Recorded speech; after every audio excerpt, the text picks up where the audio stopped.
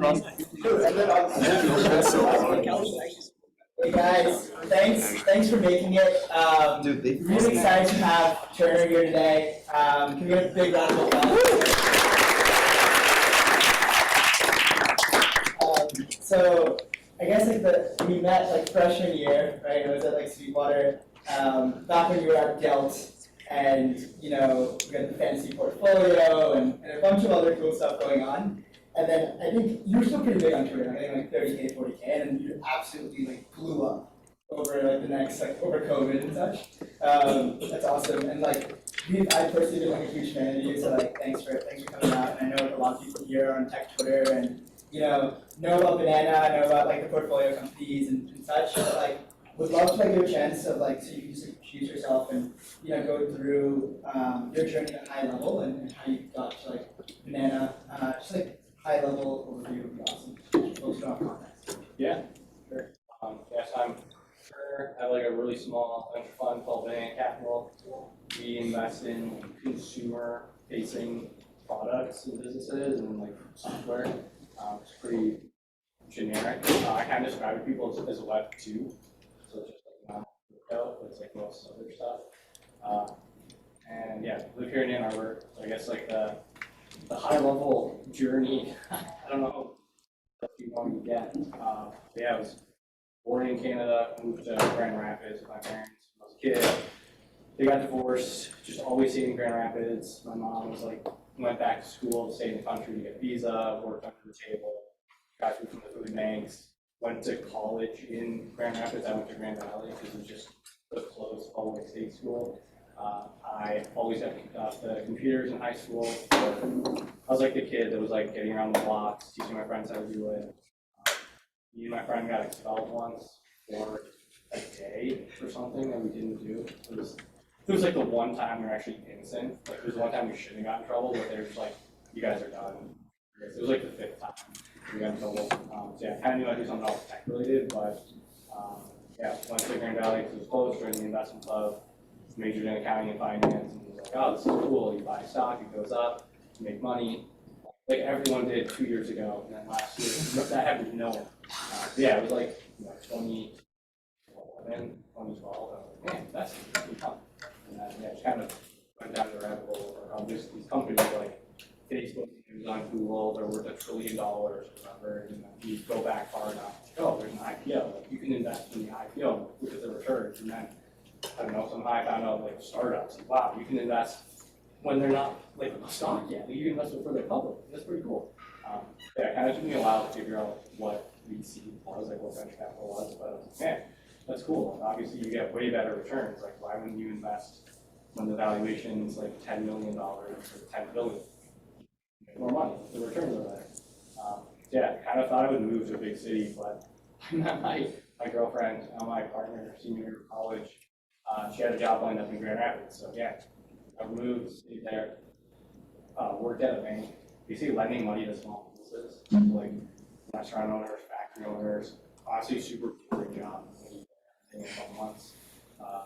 Then I got a job working for the endowment of a nonprofit that was in Grand Rapids. So it was kind of your classic, Michigan has an endowment.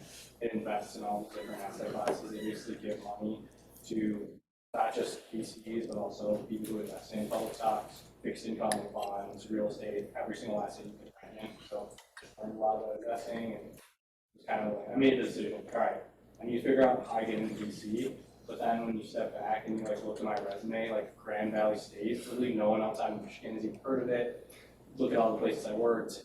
Why would this guy be a VC? There's no reason that we should even give him an interview. So yeah, I just kind of started writing online probably 5 years ago. Just kind of meet people, show how I thought about the world, all that kind of stuff. Initially, it was public companies. I wrote a lot about Snapchat, right after the IPO, and they did the redesign. All the old people were no one uses this anymore, it's the next MySpace. And I was well, if you look at the data, 100 million people in the US are using it every day. It's every young person basically.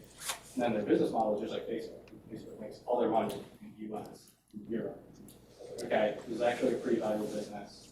I just pick stuff like that where anyone in this room could just say here's interesting, and I'm following, thinking about it online. And then I did, like somebody mentioned, it's like fantasy VC portfolio. So just pretend that I had $1 million, fake investments in companies, wrote like an investment memo on each one. Honestly, no idea what I was doing. Like looking back, it's pretty bad, I think. Like, not that good, but just use it to meet more people, get some interviews, meeting founders, companies, but also like other VCs. This was like a 2-year process, but I ended up getting a bunch of interviews to move out to the Bay Area. There were like a principal, like junior level roles in different funds. One of the funds I was talking to was looking to hire an intern to help out 8 hours a week. Terrible offer. Like I was making like $1,000 a month. They were open to the person working remote. 3-4 years ago, like pre-COVID, everyone was like, you have to live in San Francisco. You have to be in San Francisco if you want to build a startup. And I actually didn't think that was true. And I also didn't think it made sense for me to move to San Francisco and try to compete against everybody else who went to Stanford, worked at Uber, had like founded all these companies in San Francisco. Like I had no advantage against those people. I was kind of like, well, big in Michigan. And so what happened was I couldn't afford my mortgage payment anymore, so we just sold our house. And then I also had a rental property. So I kind of like cashed out, got like a year of my and was like, well, we can like we'll make this work, but like we got to figure out a plan. So yeah, my in-laws lived in Ann Arbor, so we moved 2 years ago. And then I met these guys in LA. Like, hey, they probably have about $2 billion in AUM in assets on the real estate side, and we were just like, hey, we want to raise a venture fund. We'll raise the money for you from all our investors, and you can invest it. And I was like, cool. I don't know any billionaires. I don't know anyone who could invest in my own funds and the other going to do it for you. And then, and they were like, you can stay in Michigan, you can invest in whatever you want. So it was like ridiculous. I went from being an intern, which was like kind of like a humiliating step down, doing like a co-GP, 3-way split ownership of the fund. It was a very, very small fund. And then, COVID hit. They really focused on the real estate business. And I was like, I had to figure out how to raise the money myself, kind of. And they were helping, but it was like me, like full time. Like, all right, how do I raise money? And there was like a pandemic. We had the first close of the fund set for March 31st of 2020. I don't know if you guys remember, that was like peak COVID insanity. I think the trough of the market was like March 15th maybe or something. But anyways, it was just like none of their investors were interested. They were really focused on, all right, we have like 30 apartments that we own. We don't want to default to any of our debt. Like they're really focused on the real estate business. So I was like trying to raise this fund myself, and then all the conversations led to like, oh, you should just launch your own fund. Like this makes way more sense. It was a long process, like over a year, but also really it started like a couple of years before that, just meeting people. And I just kind of went back to all the people I've been meeting, like online, in person. Like I think maybe we met initially online. I think I DM'd you a long time ago. So it was just like people, even though like we were both in Ann Arbor, you were just like, hey, like, want to get coffee? I forget. You have to. That's not what you say. There's always like crafty slide in the DMs. But I would double click on that. I mean, like, I want to talk about the market too. But like, I think a lot of people here are like really ambitious and like have a lot of like future career goals. I would like to ask you, what role has Twitter played in your life in terms of like raising the banana fund, or like the career progression from like Gelt to where you are now, even before that? Like, how is that like a portal in terms of like advancing your career really quickly? And like, what are like your strategies? How do you think about it? How would you go about it today? It's probably different today than it was before. To answer the first question, pretty important, like pretty impactful, like more than I would have thought, honestly. Because there's like weird social proof that you get from Twitter. Like I'm not that smart. I'm like honestly have no idea what I'm talking about half the time. But you probably think better of me because a bunch of people follow me on the internet. So, and like in the way Twitter works is, if you follow certain people and you look at my profile and you're like, oh, the CEO of this company follows this guy, like this reporters, partners, all these different funds, like you see all these people follow me and you go, oh, must be smart. Like, you get that social credibility. Like it's crazy. Like I will just randomly like look up like CEO of like this. You work at, you still work at Ramp? Yeah, I'm still there. Okay, so like when I was signing up for Ramp, it was like I didn't meet one of the requirements, and the CTO follows me on Twitter. Yeah, Yeah, just DM'd him. I was like, hey, I'm trying to sign up, and he's like, oh, cool. He's like 2 minutes later, I like was approved. So it's like all that crazy. You call that VIP status. Yeah, I'm like not a good person. I like don't really spend that much money. Like my fund, my budget, like the money flowing through Canadian Capital was like 100K per quarter. Like I don't really spend that much on Ramp. But anyways, like so stuff like that, and like all like I got like the CEO of like publicly traded companies, and you've heard of like wish me a happy birthday on Twitter. Like literally the most random stuff. For like people, like the company is going to go public soon. The founder left recently, randomly DM'd me on Twitter like, hey, I listened to your Invest Like the Best podcast, which is like almost 3 years old at this point. It's like probably all outdated and wrong. But he's like, oh, let's do it. I really liked it. If you want to chat. Again, I have no reason to be meeting and talking to people, but yeah, and it's just like, I guess, it's just unlocked a lot. Yeah, initially it was just like sharing serious stuff. I was like, oh, I want to like build like a public track record of like thinking in public, and then look at my Twitter now. It's like 8% mediums and like making fun of myself. Yeah, so it's kind of I just kind of made friends with people who ran some meme accounts, like or like tech startup area accounts. I like give them ideas for content, and it was do really well. And I was like, man, why don't I like also just like, post memes? Like, why not? And then yeah, just kind of like I started doing it, and it did way better. Like, people actually cared more about that than they did about like, oh, here's like Twilio reported their earnings. Here's like how to think about it, like stuff like that. Yeah, I think there's like a weird thing with humor and comedy. I mean, if you make a joke about something, you have to know what you're talking about. So there's kind of this like, you can come out and tell somebody like business 101 or like here's like startup 101 tips and advice, but you just kind of assume like, oh, this person's joking about it. They probably already know all that stuff. Yeah. So I don't know. I guess it's like I tapped into that psychology. What a niche. What a niche. Yeah, pretty weird. First off, I'm glad you're part of the RIM community and not more software like Brex. No, I think that's super cool. I've been thinking about this. The question I was looking for the most to asking is how much do you pay your ghostwriter? I actually don't have a ghostwriter. I probably could have been a ghostwriter You see that article of like VCs paying like $200-300K a year for ghostwriting? Yeah, I think it's kind of funny. Like it's probably not true. Like it's probably fake. Like parts of it are true, parts of it are fake. But yeah, honestly, I think the people that are paying for ghostwriters on like LinkedIn or Twitter or like blog posts, like they don't even like have Twitter. You don't even care. Like it's just some dude who's like 50 years old who runs like $1 billion fund and like doesn't even check his phone throughout the day. And just like it's like part of their marketing budget. It's like, oh, we pay $1 million a year for somebody to write a blog, tweet for me, make like LinkedIn Do you think posts. any of the contrarian takes into recently with ghostwriting? Possible. Yeah, I think there are actually some. I think it's actually more common for founders of company to have. Tom Holland definitely has a ghostwriter. Probably, yeah. I don't say anything negative about like, any founder of a company or any individual person. Always fun. That's my biggest thoughts. I'm okay, I guess, like dunking on a class or like a collective group, but never like singling anyone out. I don't know. I think it's like really hard to start a company. Like it's very difficult and probably will fail. Just like this that. So it's hard to not. Like you don't need anyone who's doing these like making fun of it. Like so I don't know. Try to be as kind in that way, even though a lot of stuff I say is like kind of sarcastic. Maybe you think I'm glad like huge aspect to your ecosystem. You definitely make my time a lot more enjoyable.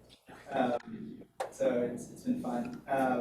Want to like take a step back and like I know a lot of questions people have. A lot of people here are like sort of a breakdown of like engineers first of all and builders. There's also a lot of people like in finance and interested in like VC and investing and going deeper there. Curious to get your overall take on the market. What have you been seeing? What's like your overall thoughts now? How's it different from a few months ago? what are some like overall trends you're excited about? I just want to get like your perspective and like some pieces you've been thinking about the past few months. Yeah.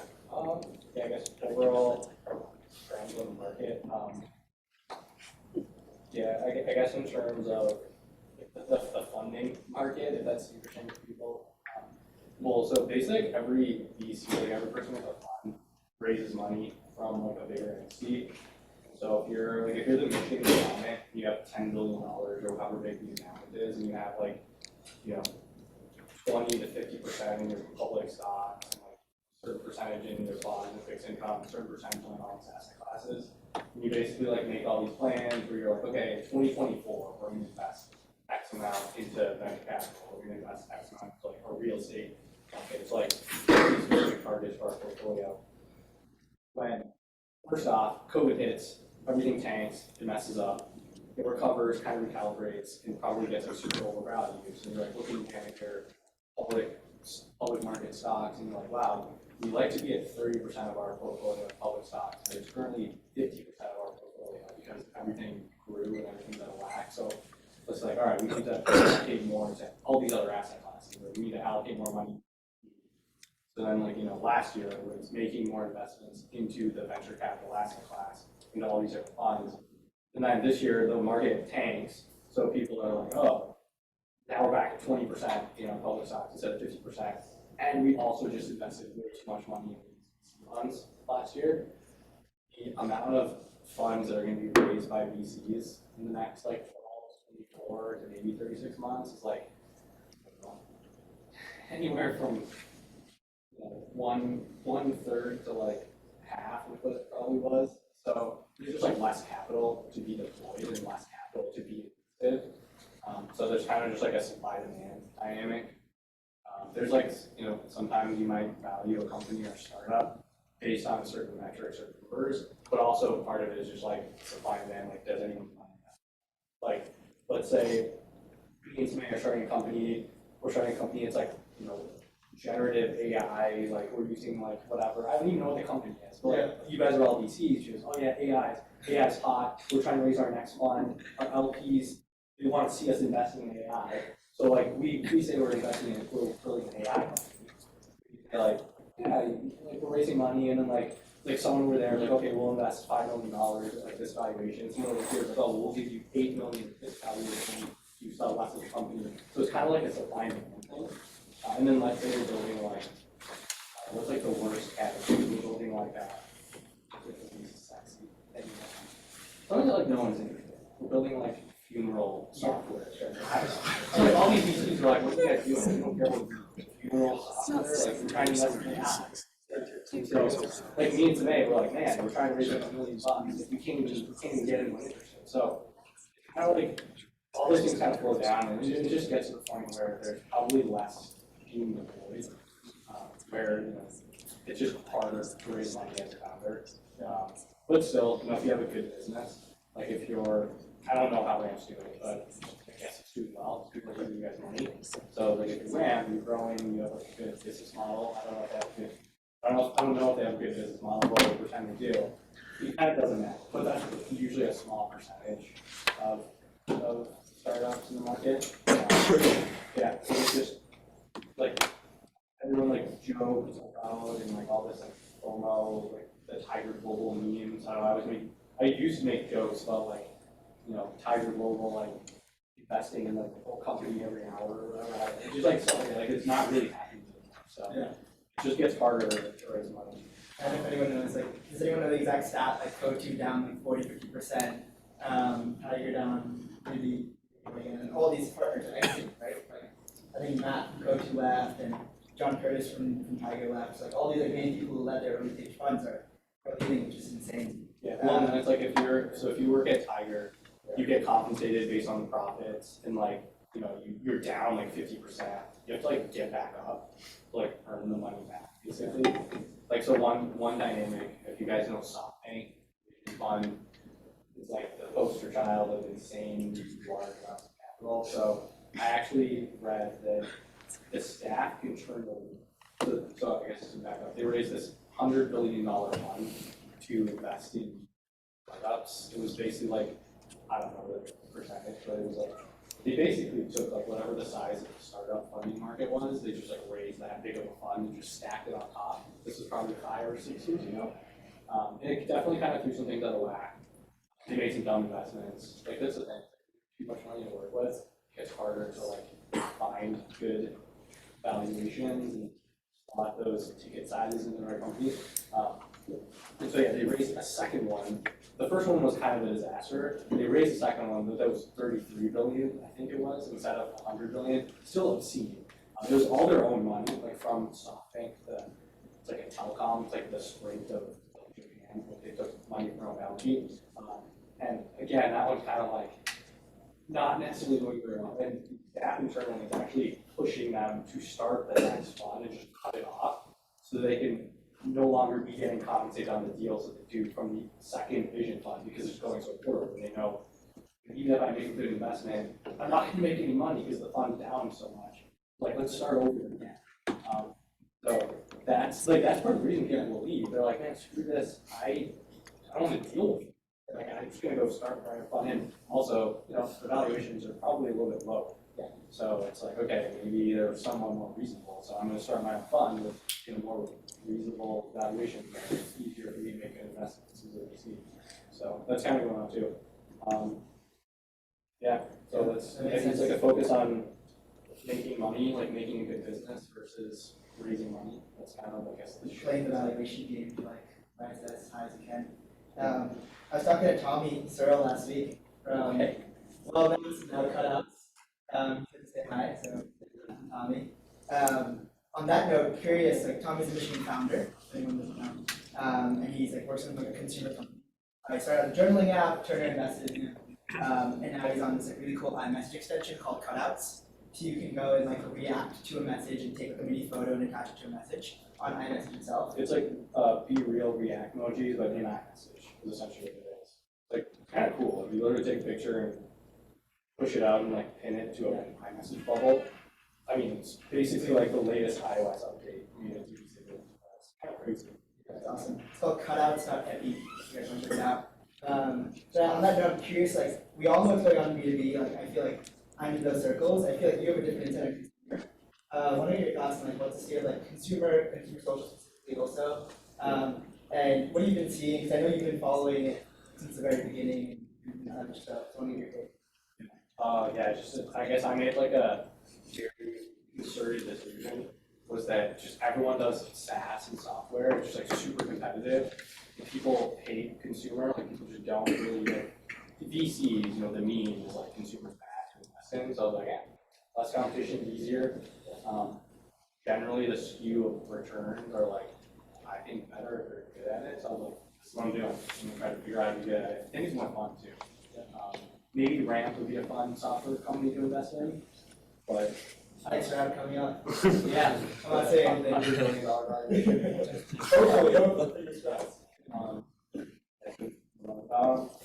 yeah, I don't know. I don't even know where to start. My thesis is basically like people just are slowly not using Facebook anymore, like where it starts.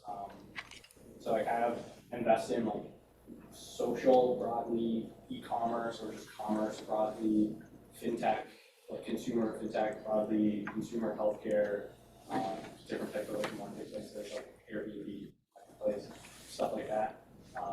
Yeah, just kind of maybe it has some like top-down things that you just meeting founders that are like, hey, we're building Uber. It's like taxis on your phone. It's like, oh yeah, maybe that's a good idea. I mean, probably would not invested in Uber because I'm not that smart. But it's like just having a founder like pitch you something and I'm like, yeah, maybe they can figure it out. Maybe this is a good idea. The market's the right kind of size, stuff like that. Yeah, I don't know. I'm like consumer. One of the big things kind of pay attention to is just like obviously TikTok has blown up, stolen a lot of share from Facebook. So like for most consumer companies, it's like how do you get people to start using products? And usually when you're a startup, it's some kind of hacky trick of like how do we get 1 million people to download our app, or how do we get like free coverage, how do we get creators and influencers to push it.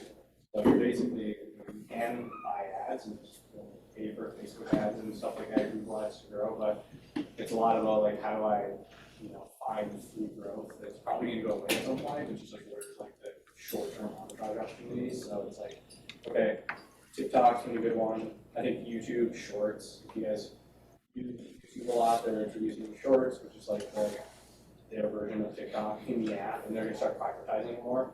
So it's like, okay, can I use that for free downloads, customer acquisition, whatever I'm doing?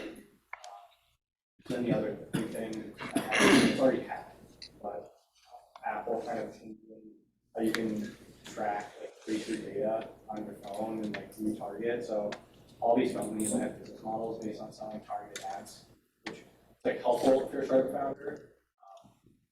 Is like Facebook, Snap, Pinterest, not really Google doesn't really worry too much, but and then like the long tail of like ad companies and just like there's a bunch of just random ad networks that they sell ads on the random apps. So yeah, all those people have been like really good. So Apple's kind of changing the game there. And then yeah, just spend a lot of time thinking about like I don't know how's like commerce changing. So I think a lot about like secondhand recycling. I guess like at a high level theme, it's just like what's better for the world, like how to be like earth friendly.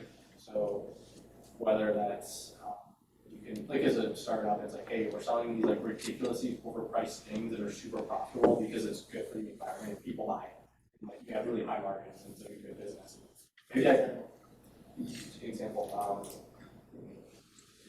on that trend. I don't know. But like, I don't know, something like Peloton. Like they're just like ridiculously overpriced bikes, and like it's just a good experience, and people pay for it.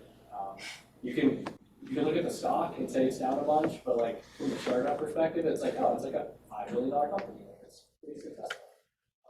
So try to find something like that. Yeah.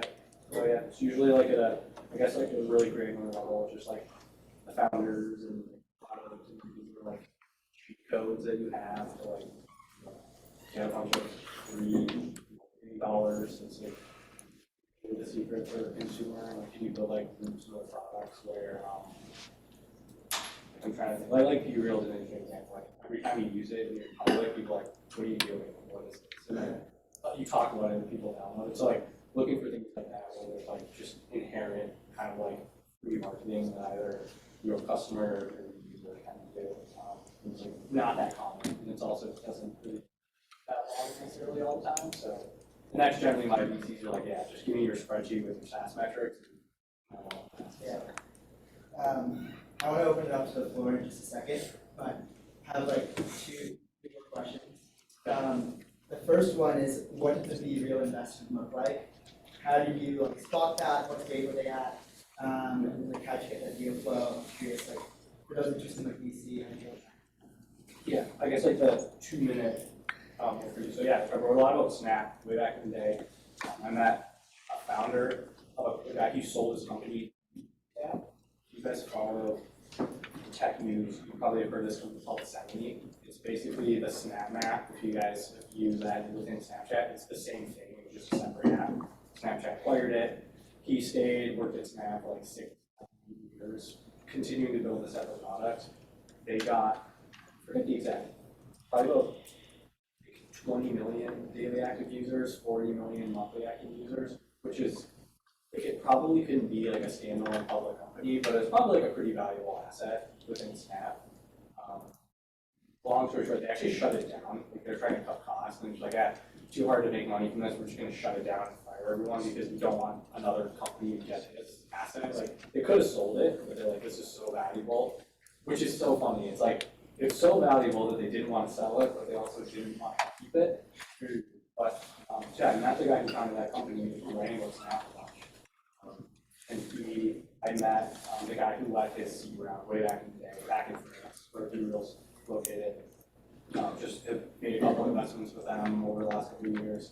And then when he, basically the B-Real founders, they kind of like the really quick story is that like, he worked at GoPro, he did influencer marketing at GoPro, and he's going to all these influencers out for dinner, they're always on their phones, they're trying to have conversations with them, he's like, all they care about is social media. They can't even have a conversation with them, trying to get a deal done, and like, they're not even talking, like they're all sitting at the table, they're all on their phones, he's just sitting there like, so weird. So yeah, his like idea was like, no influencers, like how do I get people off of their phones? And so yeah, he went to a coding boot camp to learn how to code. So that's like a very non, yeah, like you probably think like, oh, this guy's got to be like a crazy engineer, or she has to have like all this experience like coding. Like no, he learned how to code and build it, and then yeah, they just kind of it never really grew up. Like it just kind of slowly, like if you go back and look, I think they like would share on LinkedIn, or they like add it to like download this app directory. Like they didn't really figure out any like super clever growth things. It was a pretty retentive product, and the way it works, like if you get friends on it, people kind of stick around. And yeah, so they just kind of slowly just kept growing, and the user base kept getting bigger, and people stuck around and kept using it. So there was a point where they had a ton of people in France, and then they had somebody make a TikTok about it, which that kind of like made it blow up. But they already had like a big base. They didn't build it up for like a year. And then they probably got to a couple 100,000 daily active users in France, which is when John, my friend, he just messaged me about it. I have two cousins. My wife's cousins live in France. Send them a quick message like, you know about this? But the guy, the kid, the boy, who's not really a big social media guy, he's like, yeah, I use it sometimes. Which is good, because like the guy doesn't use anything else. And then her other cousin, she was like, oh, I love Gmail. I actually deleted Snapchat because I don't like how there's also pressure to like post. Wow, okay. So they're actually using these are real people. And it kind of like matched the thesis that I was kind of thinking through. Like it just reminded me of Snapchat stories from back in the day. It was just your friends posting dumb stuff. It was like kind of fun and like, so it was kind of like a throwback to the golden days of Snapchat maybe. And then yeah, so invested and actually before, so we like signed the term sheet, signed all the docs for it. I hadn't actually wired them the money, and they actually signed the term sheet for the next round. And I was actually in my mind, I was like a little bit freaking out because I was like, okay, I haven't sent the money yet. What's going to happen? Like, am I still going to be able to invest? Like I've never had this happen before. And so yeah, I mean everything went fine. They actually kind of like were flat for a while, just in terms of like how they were growing because they weren't really trying to grow. Again, this is all just kind of happening organically. They went from, I think it was just them two. It was just the two co-founders, or maybe they had one other person, and they just like hired like 30 people over the course of the next year, made a game plan for launching in the US. I launched in the US like January, or I think they launched a couple schools in like November and December, like just under a year ago, and then like January, February, March was like they did like a pretty smart just college ambassador thing. I don't know how you guys like found it here in Michigan, but I think they did similar stuff at different schools. Yeah, it was never really like too crazy. It was kind of like people just kept using it. So it was like, yeah, it just kind of always caught on everywhere. Yeah, it's kind of the story. It was basically the only, I think the reason maybe the founder took money from me was because I just spent some time thinking about and writing about, kind of that category that he was in. It's kind of always something you want to do. If you want to get into VC, like you have to, like you want founders to think that you're smart or know what you're talking about, or at a very minimum, think that you're not going to mess anything up for them.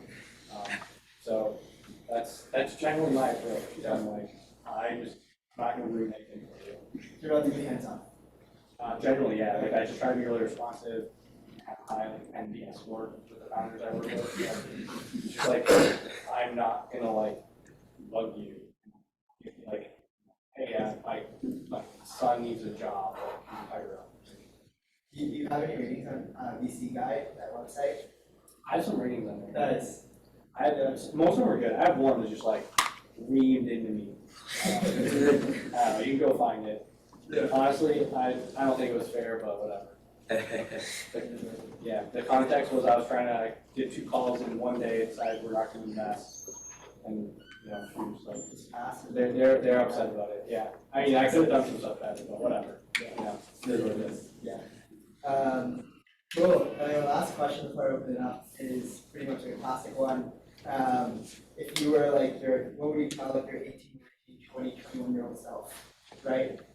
You're in college. What would you're ambitious? You want to do like really awesome things. What would you tell yourself? Just as like advice for everyone. Yeah, I guess just broadly, I don't use this groundbreaking, but it's just really helpful meeting and people, put yourself out there. In terms of like creating content on the internet, there's very limited downside and a ton of upside. Like the downside is like you spent this time doing this thing and no one really cared. And honestly, if it's not good, again, no one cares. Like no one's gonna be like, oh, you made a YouTube video that was bad. I hate you now. It's like that's not what happens. People are just like, I just don't watch it. Like that's the worst. I guess like the best thing that happens is you meet a bunch of people from it, or you like build like a following, building social capital online, whether you're starting like a business, like you start like a DC, like a consumer brand, and you get your customers that way. Yeah, there's almost no downside. You have to learn how to tune out the trolls, I guess, and I just troll them back. My style is just don't care. You make fun of me all you want. And then yeah, I think maybe it's like counterintuitive, but like I think people it's probably like really stressful. Like I have to like be successful and like accomplish all these things really quickly. I would say like it's like you hear all these stories, like all these things that happen super quick, and like they're like 19 and like they like raise all this money from VC. It's like so uncommon. The most common story is like there was this company that they announced like a big round of funding. It's one of those like AI writing things called Jasper.ai. It's basically like a way he helps like small businesses automate their marketing with AI. Yeah, I mean it took him like 10 years to like build it. Like, and even before that, he wasn't really in startups. He was kind of like he ran like an agency helping small businesses on Facebook ads, and just like slowly worked product over time. So yeah, I would say like don't worry too much about like, oh, I have to get this internship at Ramp or else I'm a failure. Like it's like you can if you have 50 years or whatever. And honestly, if you go and like try to when you did it too quickly, like it's probably order of operations you're like mess up. And that's also okay too. Like, it doesn't really matter if you mess things up as long as you're just acting in good faith and you're trying your best, I guess. Yeah, just like a super long journey. It's not a quick thing. So. That makes sense. Thanks for that. A round of applause.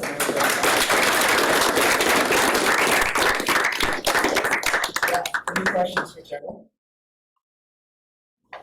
No questions. Hey Jerry, huge fan. So I've been following you for a little while, probably a little bit. I think you probably told me about you like freshman year. Been following ever since.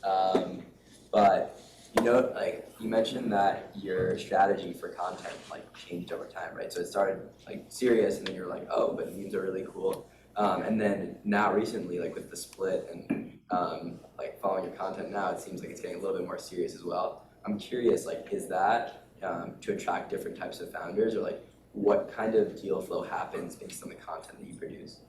Yeah. Yeah, definitely changed a little bit. I mean, honestly, the reason was I used to make money. So the long story short, my next fund was slightly smaller than I thought it was going to be for all the reasons I described earlier. So I was like, okay, the budget is pretty tight. I've always done like longer form writing. I could have a couple longer blog posts. So I was like, all right, screw it. I'm gonna start writing consistently. I'm gonna start a media company and like run ads in it. So like Ramp is not a company I would invest in right now because the valuation is really high. If they want to like run ads in my newsletter, that's cool with me. I'll take their money, and then I can use that money to hire people to like help me do stuff. So, like you basically own the media, and then I can also say like, hey, today it's like 12 or 13,000 people that subscribe to the newsletter. Eventually, hopefully, there's like 100,000. There's like a million people that I have like a relationship, like a direct line of touch with or whatever. This like media entity, media arm. To a founder, I can say, hey, don't even talk to TechCrunch. Like, I'll just write about, and you don't have to worry about like the wrong message getting out. We will literally craft exactly what you want to say, and people will see it. So if you're trying to acquire customers, if you want to do recruiting, like I guess I have students that follow the newsletter, like they want jobs or internships, and like downstream investors, like we can help out with that too. So that's kind of the thing. I just always think of memes, they're like a top of the funnel, because they're just so inherently viral. You just share it in the group chat, and like that's how people, come into the ecosystem. But then it's like you like work them down the funnel, and it's about maybe there's like, I guess in terms of like the Trimmer/Minute Capital funnel, there's like 130,000 whatever followers on Twitter. There's like 12,000 in the newsletter, and then there's 100 something LPs at the best of the fund. There's like X number of founders we've invested in. And there's also like co-investors, but then there's also another branch.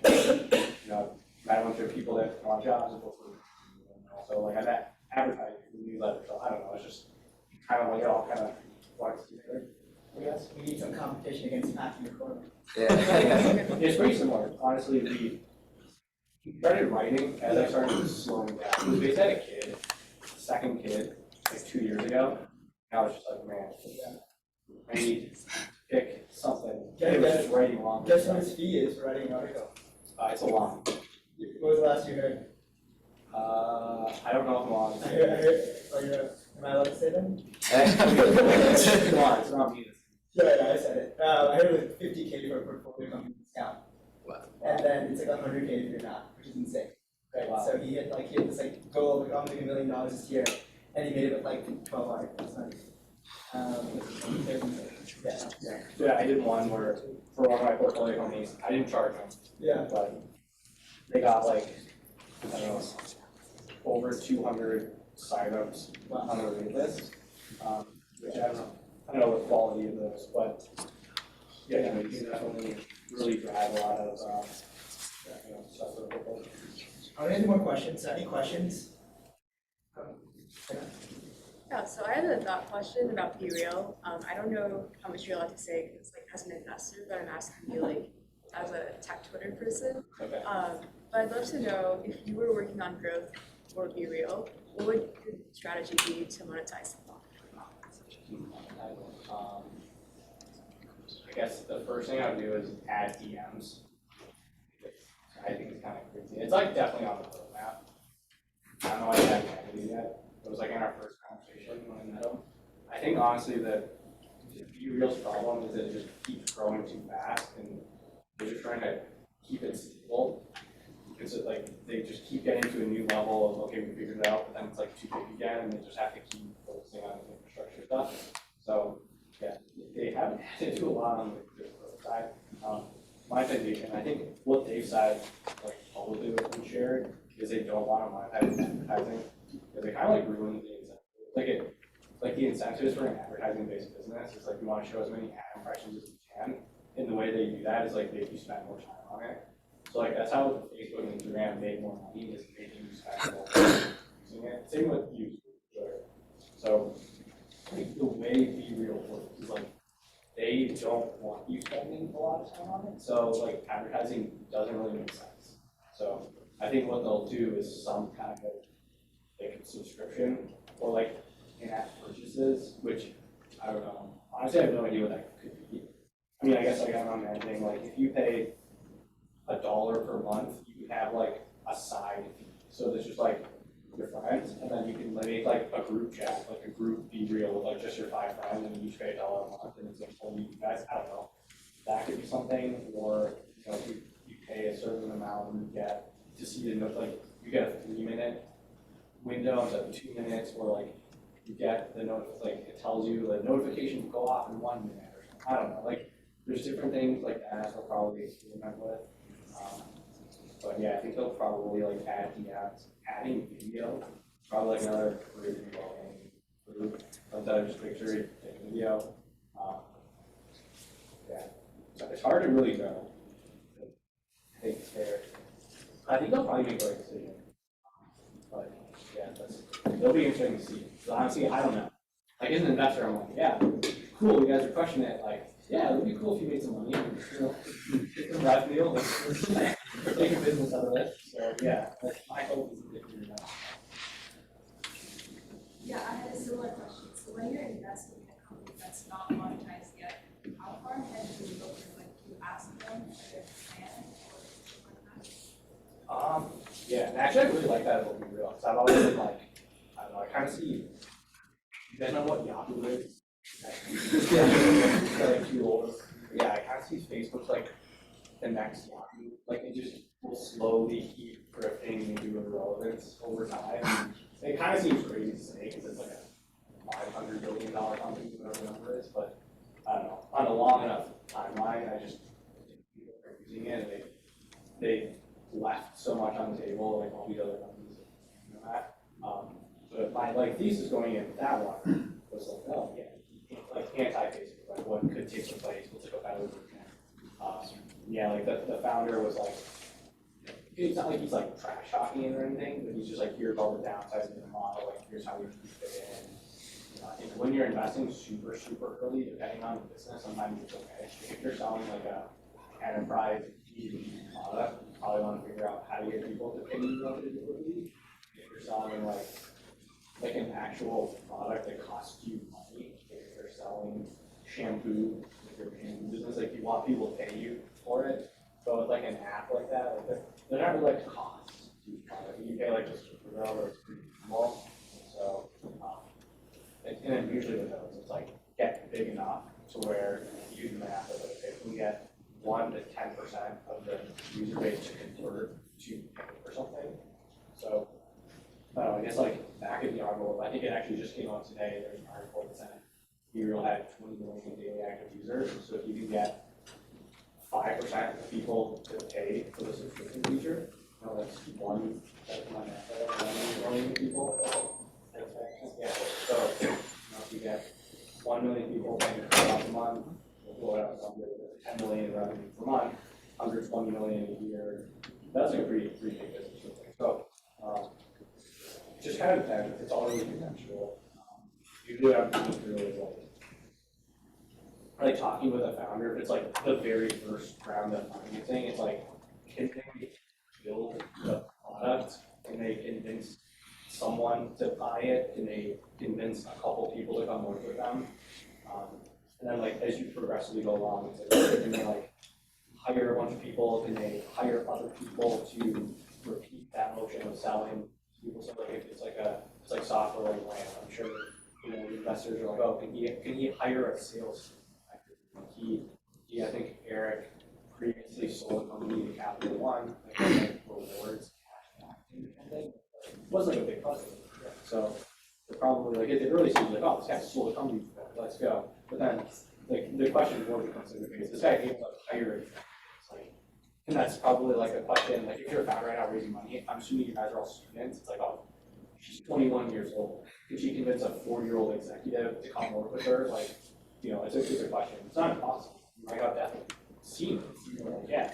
Like one of my portfolio companies, recruited some crazy people on the side.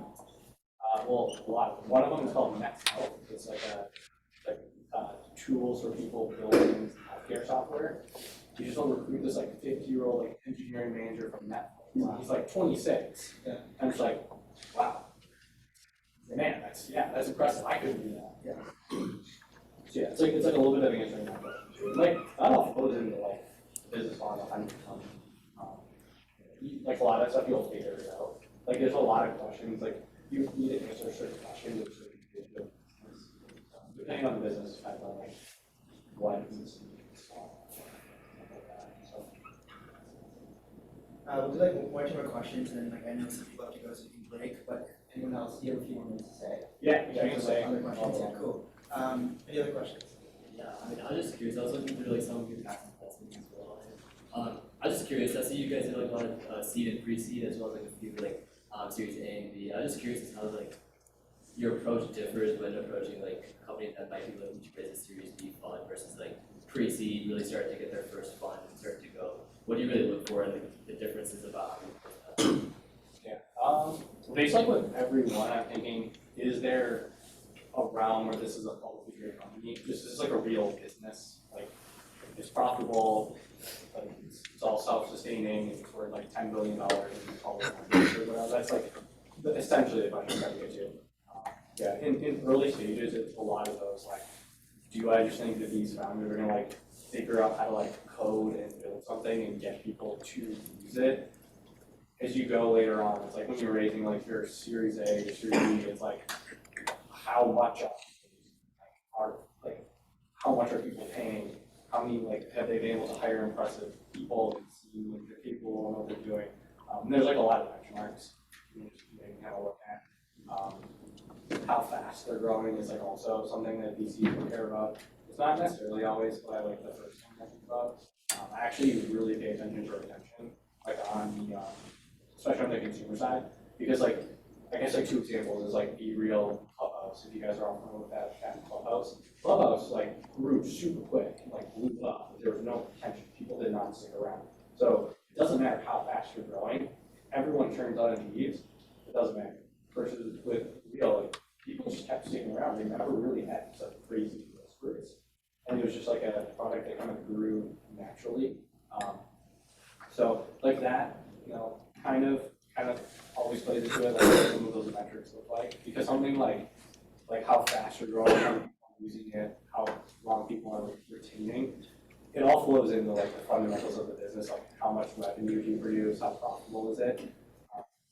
Because like really, if you think of like Coke or like this water bottle, like I've probably drank in these a bunch of times, and I'm like a retaining customer. I'm like coming back in my again. It's the same thing. But a lot of these like legacy businesses, like Ford, like you buy, there's probably people that buy like 8 cars, 8 vehicles from Ford over their whole life. And Ford maybe not necessarily thinking about like, oh, Turner, like is he retaining over the course of like buying all these different models? Like it's actually really difficult for them to track, truly for them to follow that. That's actually one of the things I've been investing in lately, is like the digitization of cars, like the training software. And you can actually, like with like Teslas, like you get software updates to the vehicle, you can buy things through it. I mean, it's another one that happens. Everyone can like buy cars online, it's kind of crazy. You can't really buy a car online. You kind of sort of can, but it's still very much in person. So I guess it's actually but yeah, so and then in terms of the later stages, it actually like so most of them that I do, it's like following on just like an existing portfolio company. Probably actually the latest stage one that I did was a Series C of a company called Overtime. If you guys know that one, they started like posting sports clips on the internet. There you go. Yeah. So yeah, you even have their basketball games. Yeah, my thesis was just like, okay, they have like 60 million people interact with this stuff. Like that's more than ESPN. Like it's not quite the same, but like people love this brand, and they basically started like there's this guy Zion who's like the first overall draft a couple years ago. Basically helped this guy get drafted first overall. Like they're not the reason he's a good player, but like they helped elevate his stuff, so all these guys saw it. And my thinking was like, man. And the thesis, like Dan, the founder, when I met him, was like, yeah, I'm gonna watch these sports leagues. Eventually, it's like, okay, if I'm a kid in high school, I could go play at Kentucky or Duke or any of these schools and not make any money. And then maybe I go to the NBA, maybe afterwards. Or Dan can say to you and your parents, and say, hey, I'm doing this thing, you know us over time. Like everyone knows, all these players know it. I'm probably the reason you're getting recruited to Duke and Kentucky. Like we're starting this league, we'll pay you like a salary, a lot of money. They have like on-site school, tutoring. So to the parents, it's like, hey, we're gonna basically give your kid like a very good education, and we'll also just guarantee you, like if you want to just go to college after, we'll pay for it. So it's like a really interesting value prop for these players. Like the idea is like you intercept all the best players before they go play in the NBA. And what Overtime's always done is if you go to like the YouTube accounts, or like their Instagram, they'll do like sponsored photos. They'll have like Gatorade Bulls fights. A lot of sports leagues fail because they can't get the advertisers, like they don't have enough eyeballs and like demand to like sign enough deals to make them work. And Dan's got relationships with like all these massive brands. Like, hey, we're doing a league, like let's sign some deals. So like out of the gate, you can have a fairly close to break even, somewhat sustainable, profitable league.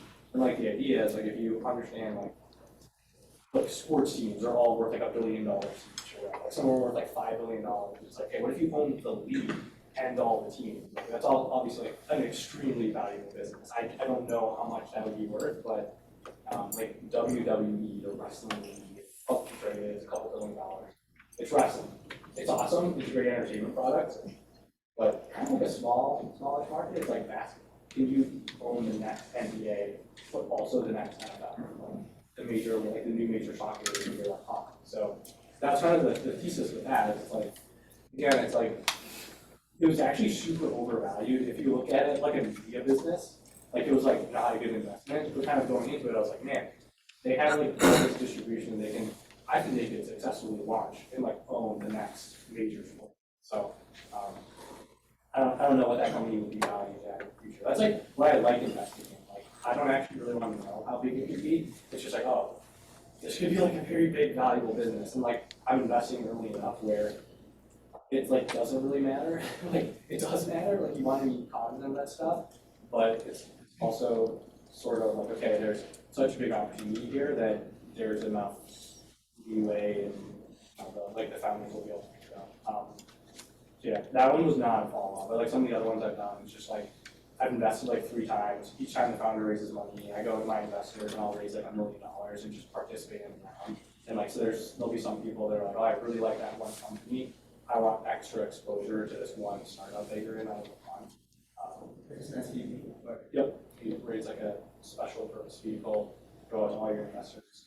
And then typically as the fund, you get compensated on the performance of that individual investment versus the rest of the fund.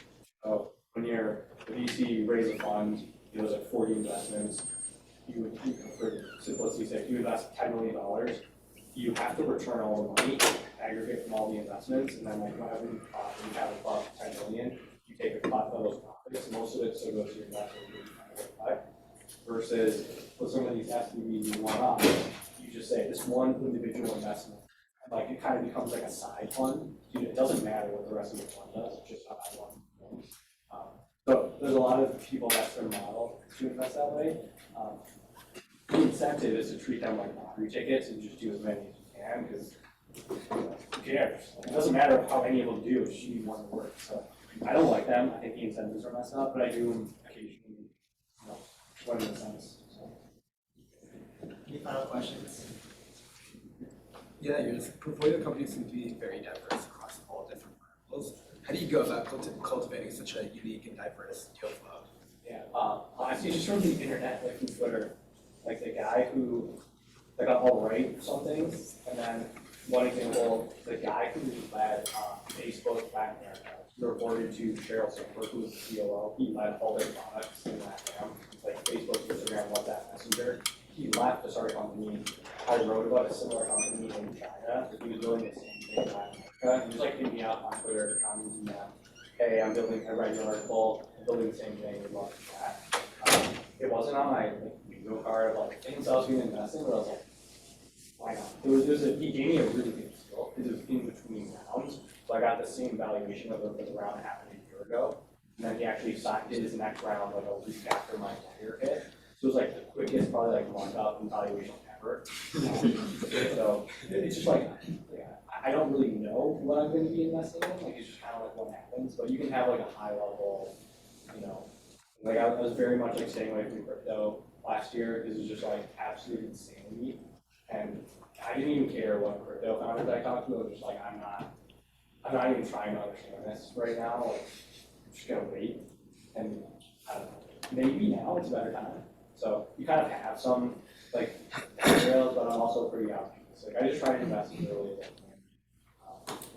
And so, yeah. And then I think with some LPs, like we kind of did, I made 3 investments in Pakistan, 2 in India, 2 in Vietnam, 1 in Indonesia, and basically every continent, a bunch in Europe, 1 in Africa, a couple different countries in Latin America.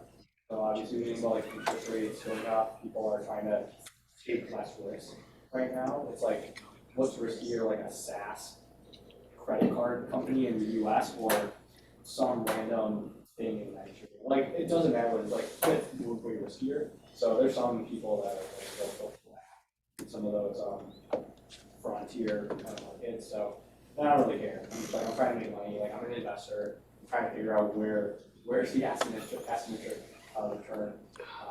So I'm always kind of open to really whatever. But I just try to be pretty open with my investor. Okay, this is what I think it will look like. It's like 50 to 75% will be in North America, but there will be just like a random, company they're building like Alibaba for Latin America, or it's like, it's like Chime, but in Europe. It's the same thing. It's like, this is a business, it works. Yeah, kind of just gotta get it. But sometimes we'll have like variations. I just don't, because I just get random flow. The internet, people I know. So following on, like all your deal flows inbound, you're not necessarily so it's like A little bit of outbound. I actually don't really have a ton of time. So, usually I imagine if there's like a TechCrunch article, like some hot company or whatever, like everyone else is trying to invest in it. I'm just like, I don't care. Like, it's like there's just so many people, and like, what's my differentiation? Like, I got people that follow me on Twitter. No one cares. Like, the founders don't care about that. We have like Sequoia, or like one of the big funds they're trying to get in. So I don't really do a ton of that. There's been times actually where my wife will start using something and I will reach out to the founder. My wife's really smart, and I'm like, okay, she's using it. This is like a good product. So I made one investment and actually didn't invest in one that I should have when that happened. So there's like cases of that too. That's why I like to be an early individual. That's true. Insulated from like the crazy tech hype that you maybe see in some of the other markets. You can just kind of be focused on. There's a lot of old employees, like obviously at universities here, but it's like, I have like family that like, Mom, what do you think? Thank you so much, Tony.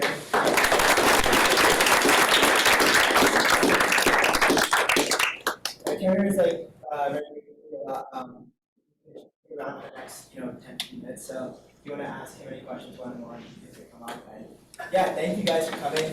A few announcements, like Startup Fair in November 16th, so apply to that. And yeah, stay tuned for more.